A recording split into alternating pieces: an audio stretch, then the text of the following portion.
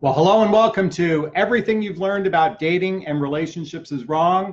My name is Jonathan Asley, and I'm a personal development coach specializing in dating and relationships for people in midlife. And if you want to know what midlife is, it's after baby making years and before retirement. So if you're 42 to 69, you're in the right place. Our topic today, why it's time men grow up when dating. Now, this actually comes from one of my posts I recently did on my Facebook page that I'd like to share with you. So I'm going to have to put on my glasses. I'm going to have to clean them real quick first, though. And the post went like this. The title of the post was, "Ladies and Gents, Listen Up." Now, the following is going to get a little preachy, so bear with me. Ladies first. Ladies, expecting men to know what they want during the first few dates when it comes to you personally is a recipe for disaster. These days, most people are meeting total strangers and expecting him to court you when he doesn't even know you or even like you or trust you yet can reek of entitlement. You are no more special than the next person. You're no more special flower than the next person. All right, but you are special. So a good relationship is built on a foundation of friendship, and the process is a two-way street. This is why I'm such an advocate for being an active participant in the dating process versus believing men must do all the work. And besides, they usually don't do it right anyways, which is why I always say women are better leaders when it comes to the relationship. Okay, now it's the gents' turn. Guys, stop dating selfishly. Stop approaching women with your own needs in mind.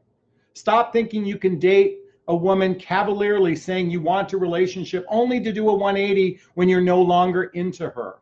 Pull your head out of your ass, because every word that comes out of your mouth can have long-term ramifications. You've got issues, so deal with them before you bring someone into your life. While I've given you guys a pass suggesting you're clueless when it comes to chemistry, it's time to recognize that chasing lust is not a pathway to love. The minute you try to have sex with a woman, even when you think you're getting them off as mutual exchange, there's a good chance she'll get attached, and it's selfish to pretend otherwise.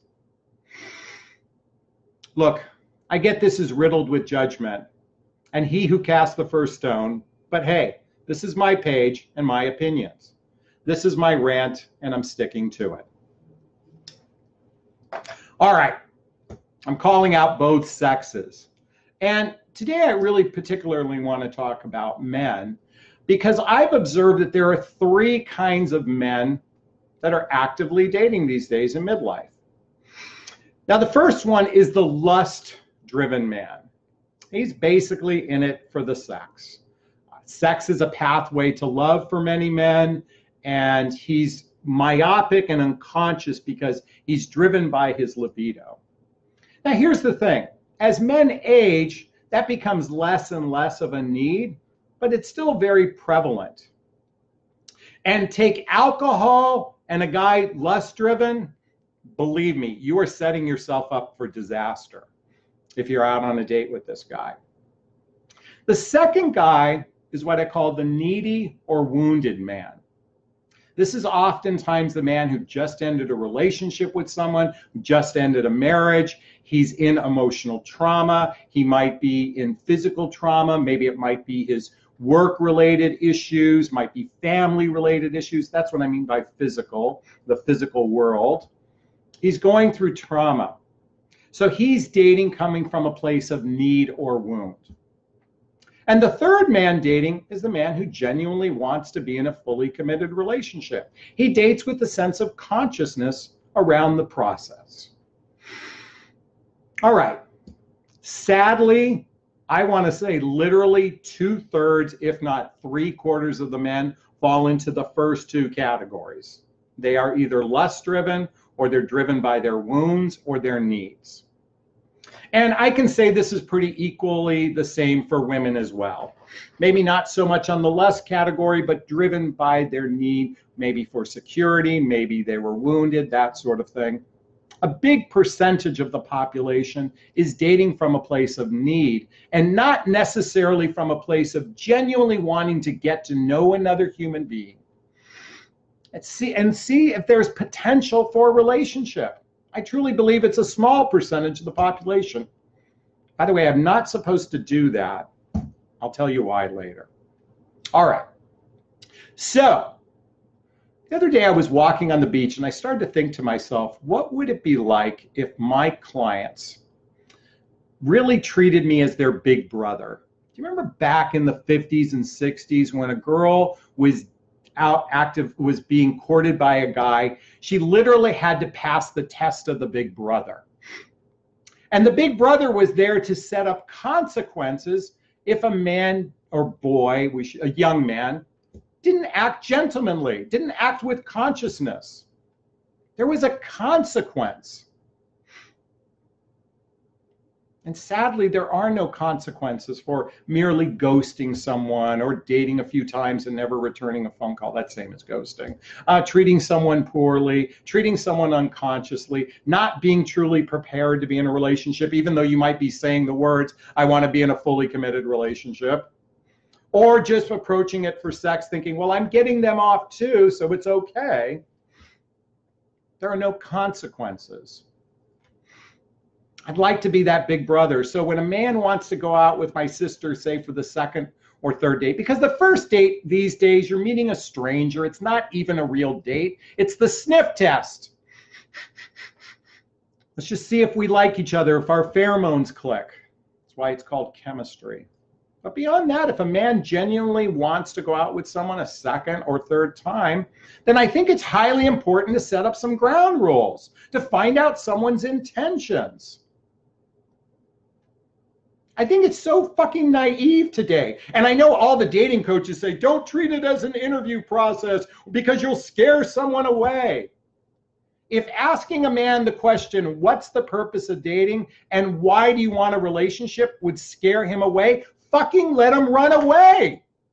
Because I promise you, the minute you have a real conflict, there's no way they have a capacity to handle it. Because dating isn't just about fun. It's an interview process to see if you want to go into a deeper sense of connection towards a relationship. And a relationship, ideally, for those who want it, is a stepping stone to partnership. And stop being naive, both men and women. I told you this was going to be preachy, so I'm preaching it here. So I'd like to be that big brother for you. I'd like to say, hey, what's your intentions with my sister? Maybe every woman should reach out to a big guy and they know and say that man has to, your big brother friend has to vet every guy who wants to go out with you. I don't know. Probably won't work in real life. It's a nice little fantasy I'm talking about.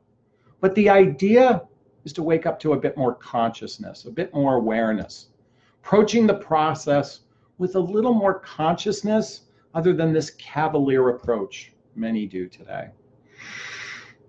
It's time that people grow up, both men and women. And I hope this short video encourages you to see things a slightly different way. If you have something to say, please post a comment, write something down below. Some of you know I'm doing a live event in Los Angeles. Each month I'll be hosting a live event. Right now it's called Relationship Ready, but I'm going to shift it to Real Relationship Talks. Real life, real issues, real relationship stuff. And if you'd like to join my group program, go to my website, jonathanaslay.com. Click on Midlife Love Mastery. I've got a ton of audios that you can listen to. And there's an interaction each week or 3 times a week on Facebook where I shoot videos. And I do a free call each month to the members. And if you'd like to go to a deeper dive to know if someone is relationship ready, then reach out to me privately. Let's schedule a call. Let's talk. I'll teach you how to determine if a man is relationship ready. And we're also going to do the same for you. As always, I want to send you off with a big, gigantic Jonathan Bear hug, wishing you a super duper wonderful, fabulous day. Bye now.